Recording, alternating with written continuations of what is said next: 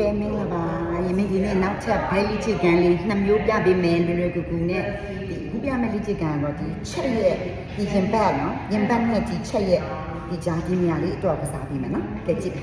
အချိန်20 3ချက်ပဲအများကြီးမဟုတ်ဘူးဟောမင်းကဲညောင်းမယ်နော်ညောင်းမယ်နော်ကဲအဲ့ဒါလက်ကိုထုတ်ကောင်းဒီနာမနေ့ကကြာလို့ရင်မြတ်ဒီလိုသွားတယ်နော်သူတော့ go 1 2 3 4 5 6 7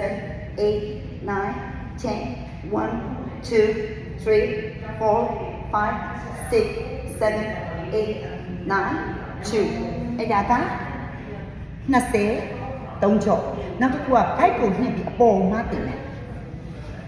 ကြောင်းရောက်တာမယ်တချို့မလုံးနိုင်တဲ့လူတွေခြေထောက်ထိမယ်ဘိုက်ကိုမှ1 2 3 4 5ဒါမလုံးနိုင်တဲ့အတွက်6 7 8 9 10နောက်ဆက်ချိန်လုံးနိုင်တဲ့လူတွေအတွက်ထောင်းလာမယ်ဘိုက်ကိုညှစ်1 2 3 4 5